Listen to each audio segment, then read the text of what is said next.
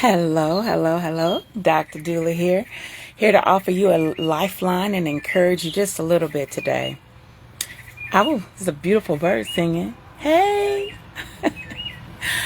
I was thinking about the whole concept of timelines. My husband and I talk about timelines a lot. It's the way that we communicate safely when it's like maybe something that we've kind of gotten past. One of us is kind of reaching back to something, and he'll say or I'll say, oh, it must be from a different timeline. Or, oh, wait a minute, you're reaching from another timeline. Timelines are something else. We use them in many ways. You can plot out a plan to complete a task with the timeline. You can do all these different things with the time, thinking of it visually, like you can talk about the history of something on a timeline. But there's also this other perspective about timelines.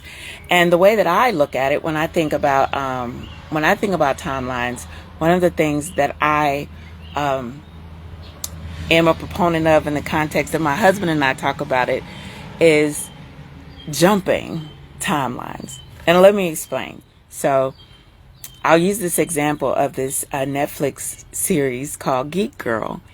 Now, I would have been one that was classified technically as I still am. I'm a STEM girl. Now I can say I'm a STEM girl. But back then I had some experiences, many experiences where I was very nerdy. I don't think geek was a word that was used, but nerd, yes, absolutely. I absolutely love this show because I identify with it. But the most beautiful thing was, so basically it's about a girl. She's considered to be a geek. She's not really liked by certain people in her school.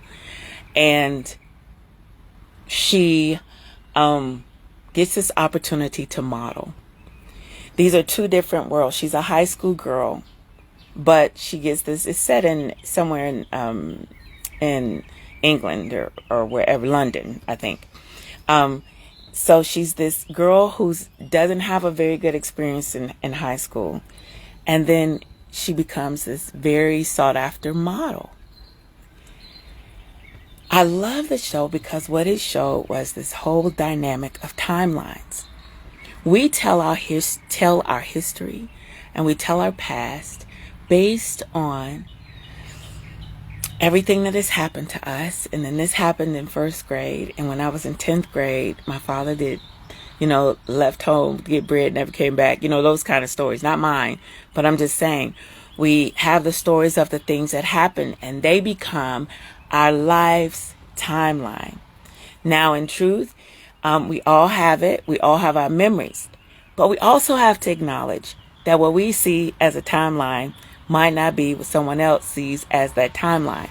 That same event that happened with you, that you took a meaning in one way, can be another meaning given. There can be another meaning given by another person. So they can look at those same events and they can have a totally different timeline. But in our mind, this is exactly what happened. This is exactly what was done. This is how things played out. This is the timeline. When in actuality, it's the meaning that we've given certain things that has created the timeline we observe. Now, why is that important? Because a lot of what we're choosing to do or not choosing to do is based on the timeline, the way we read our timeline, the way we read our events, the way things have happened, the way that timeline happens, the meaning we give things is what we're choosing to, is how we're choosing to look at the world right now. Okay, so I'm looking at this geek girl. There comes a moment, I won't say anything, I loved it. I was cheering for her at the end in the 10th episode. Here she is, despised over here, geek, hurt feelings, so much so that she hates herself. Hey, Sean, she hates herself. Over here, there's this opportunity to literally step into this world. She's literally on a catwalk. And she hears the word geek. I won't tell you why. But in her mind, she says, how did they know? Hey, Nita Boo, how did they know to call me geek? How did they know to say this thing to me? She didn't know what had happened in order for that to happen. But at the end of the day, in that moment, she had a decision to make. I am well, Sean. I am well. She had a decision to make. Will I stay in this timeline where I get teased every day as a high school student? Will I stay in this timeline where I get mistreated, where people literally say they hate me for no reason, just because they don't like me? Or I'm on this catwalk wearing this exquisite dress that this, designer has specially made said I can wear. Will I step into this moment where people are standing in awe of who I am? Or am I that geek that no one likes, not even myself? That's what I call making a decision to jump into another timeline. And every single moment, I'll say it every single day, we are given opportunities to step into another space. We often look for those opportunities when we decide someone has given us permission to do it. It's like, oh, if they acknowledge me, then I'll step into it. But the truth of the matter is, we don't need permission to step into anything.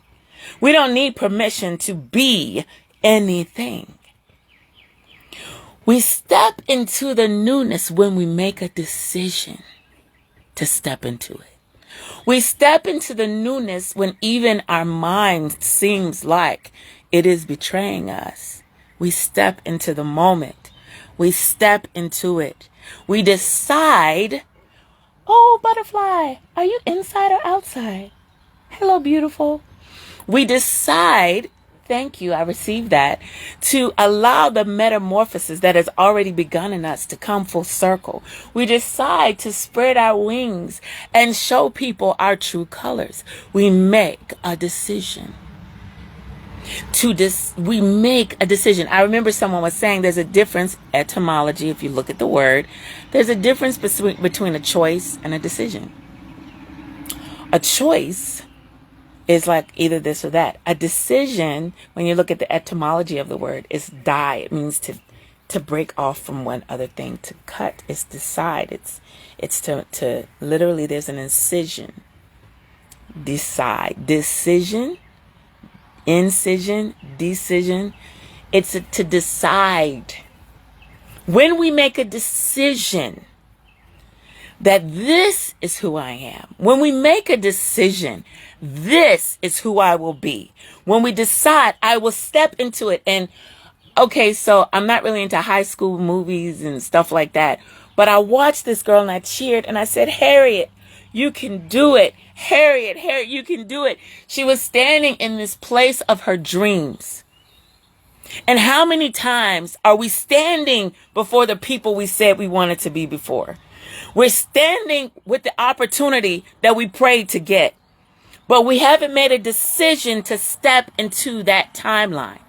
Because the truth is that all around us, every single day, in a whole sphere, 360, there are infinite possibilities about who we can be and who we are. And it literally is based on who we decide we will be. Sometimes we think or we act as if to make this decision, it takes so much. There's a passage in the Bible that says there's no temptation that's overcome you except that which is common to man. But with that temptation, there'll be a way for you to escape. There'll be a way for you to get out. Often we feel stuck because we can't get out of the cycle. This is the only way I know how to think. I'm stuck in thinking about this thing as if someone is always doing something to me. I am a victim. That's how it seems to me. You might not say victim, but you say, this was done to me. This happened. It did. It absolutely did. And then we'll see someone who comes out of that thing and we say, well, they could come out because somebody, well, I didn't have a 2-parent home. They did. That's why they could come out. And then if you see somebody else, well, that's because she was white, I'm black. That's why I couldn't come out. And then if it's something else, well, it's because she went to college. I didn't go to college. That's why I can't come out. That's because her family's wealthy. Mine is not. That's why I can't come out. Every time you find someone that came out with the same situations, there's another reason why it's like, oh no, well, but I can't because, well, this didn't happen to them. This didn't happen to that person. Every moment, the I am, the all that is, Creator is all around us saying infinite possibilities. There's a passage that says, I said before you life and death, blessing and cursing, choose life that you and your family may live, that you and your generations and all that might live. Choose life every moment. Hear me clearly.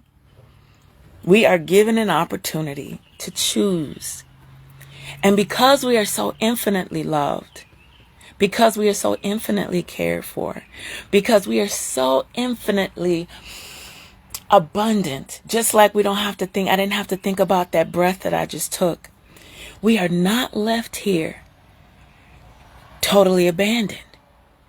When we are willing to say, hey, and to reach for that help, we always have help. We are never left alone. We always have help.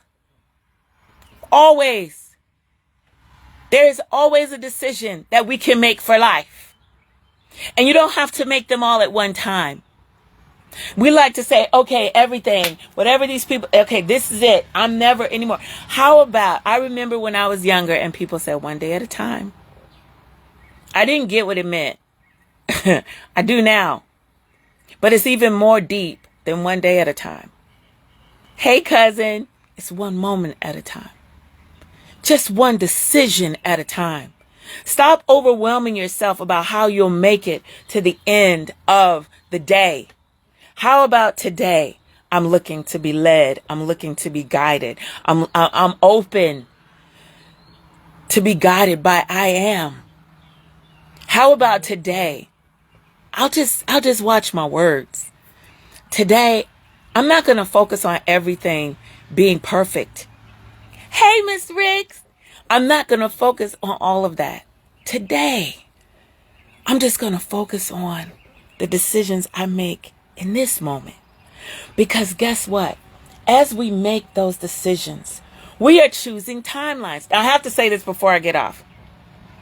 Because I had a flash. I asked God. I was like, I don't get it. I'm one of those people, I believe that, just like the Bible says, before you were in your mother's womb. Listen, before you embodied, God said, I knew you. Hello? Siloa. I think that's how you say your name. Hey, beautiful. Before you got here, before the body, I knew you. Now that's the thing. For Creator to say, I knew you when. Ha ha ha. I knew you when. I knew you when. Well, see, that's the thing. Because that's like saying that to me, the way I say it in my childlike mind, I know it's such a long time. It's so good to see your face. When I think about it, I imagine like a child, because we can't allow our imaginations to leave us. Like a child, I say, if I imagine, that means I had a meeting with God. Before I decided to come down here, I had a meeting with God. And in that meeting, there was purpose placed over my life. In that meeting, I knew I would have a free will. And I also knew I'd forget everything that I had agreed to do. But that along the way, there would be opportunities for decisions. There would be breadcrumbs that were left. There would be people that would speak into my life where it would feel like deja vu, like something came back to me, like, wait a minute. And I knew that because I had my own personal meeting with God. In that meeting, there were people that not only decided to be there as to hold my hand along the way, but there were also those that said, and I'll remind you, and I'll agree to play this part in your life that you might not like. Now, that's debatable. I'm not going to debate with you about it. It's just what I believe. But every single thing, passage says, all things work together for my highest and my best, because I am linked in to I am. And as we go, but we get this free will, we get these decisions. I don't have to do what anyone says I have to do. You want proof? If you have children, you know that. They might be scared when they're younger, or they might have this reverence for you when they're younger, and then at a certain point, they realize they can do and make the decisions they want, right? It's a part of growing up. I asked God to show me. I said, I want to understand. And it was so overwhelming that I said, okay, that's enough. I couldn't even stand seconds of it. I wanted to understand this thing about free will, and I wanted to understand this thing about choice. And in a moment, I saw, it wasn't even a second, I said, all these decisions, they look like the roots of a tree. They look like the branches of a tree. Decisions, those that we can see, those that we made. And I saw how every little decision, we were on these paths, and some of them converged back. Just like if you dig a tree up out of the ground, you'll see where the roots can kind of look like they're connected, even though they're technically not. They'll look like they converged again. And I said, okay, that's enough. But I understood in that moment that we're making decisions, and some opportunities, they come back. Some of the possibilities, they come back. But some, you get on this path and it's just gone. I believe at any given moment, we have a timeline, a root, a branch, whatever you want to call it, that's close enough for us to choose the highest and best. I don't believe that we're not heard when we cry out to Creator, when we cry out and we say, I need help. I believe that help always comes, but we must be expecting and looking for it. And when we are looking for it and given that opportunity, we cannot allow fear to come and say, you can't do that. You know who you are. Remember the last time you failed. Remember the last time you failed.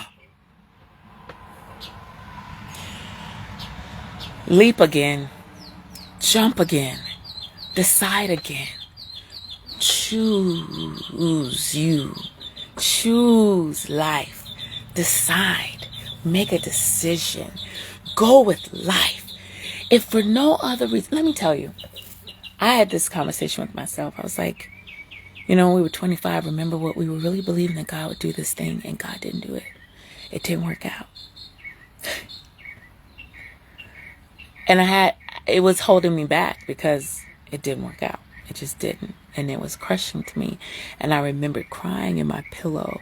And I remembered all the things that seemed like they were not for my good, for my highest, and for my best. And now, twice that age over, I look back and I say, okay, I see it. You're not going to understand why everything worked out the way it did back then. But right now, with all the extra life experience, with all the extra wisdom that you have, what opportunity are you able to walk into, to choose, to stand over in, that can literally change your life one decision at a time? You don't have to know everything that's going to happen. But what if once you take a step here, that the next thing opens up? Have you seen the branches of a tree? Have you seen how the root system lights up? Have you seen, like, when we have those sensors? Hey, Cindy. Hey, Larry. Have you seen the sensors that light up when you walk past? What if you're looking and saying, I don't know what's going to happen after I step here, but it takes you to step into that place, to make a decision, to step into that new timeline in order for the next light to light up for you. Who you are now is not who you were 20 years ago, 10 years ago, or 5 days ago. What are you willing to step into with new wisdom, with new insights? What are you allowing to come forth? What will you say yes to? Because anything could happen. Wouldn't it be nice? Wouldn't it be cool to try out that lesson that I said I learned? Wouldn't it be something if I allowed myself to see how strong I am? And the same way that I lived then and I made it through it and I didn't die when I swore I would die. I didn't die. We're in this place of decision. Back to the movie Geek Girl. It's not a movie, it's a series. She stood there. She heard a word that sounded familiar from high school. She's just a 16-year-old girl. She didn't know. The people were reading something, and she heard something that sounded familiar from her hurt, from her past. She said, how did they know to call me that even here? But it was all deception. And that's all it is now. It's a thing. It's a residual that's playing. But when you allow yourself to step over, you will be able to see that deception for exactly what it is. You will find your help. It will be exactly what you envisioned. But if you don't take that step, if you don't make a decision, last point. I remember Robert Frost's poem. Two roads diverged in a yellow wood, and sorry I could not travel both. And be one traveler, long I stood, and looked down one as far as I could, to where it bent in the undergrowth.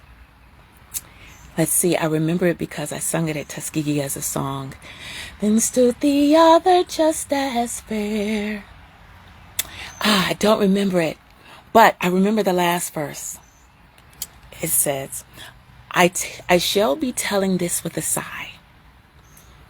Somewhere ages and ages hence, two roads diverged in the wood, and I took the one less traveled by. And that has made all the difference. Thank you, Siloa. Thank you. This is so timely. I really needed to hear this. Hey, Amanda. It makes all the difference that you take the road less traveled. It makes all the difference in the world. You are here to have the experiences of a lifetime. And unfortunately, you forgot about your meeting with God because that was also part of your agreement. But all along the way, you are not forgotten. You have not been abandoned. None of it. Step into the next timeline. It's right there. Do you know what it could be? It could be making the phone call. It could be returning the phone call. It's just one decision. I know, you see the vision is so big. How will I get there? Just take the steps so the next light can light up for you. Turn down a different road when you feel like, hey, maybe let me see what's down here. Take the road less traveled by. I shall be telling this with a sigh. Somewhere ages and ages since, two roads diverged in a wood, and I chose the one less traveled by, and that has made all the difference. Mwah! Thank you for being on here with me today. Oh, I love y'all. I love you so much. I hope it's a lifeline for you. I hope it added value to your day. Blessings. Make that decision. Take that road. You're not going to die. More experiences. Get up. Dust yourself off. Do that next thing you're told to do. You are absolutely amazing. And there are so many endless ways all around you that Creator has designed to bless you, to bless your life, and to bring you into that end, that expected end that is to come your way. You know it in your heart. Make the decisions to travel the roads, to do the things that will get you there. Blessings to you.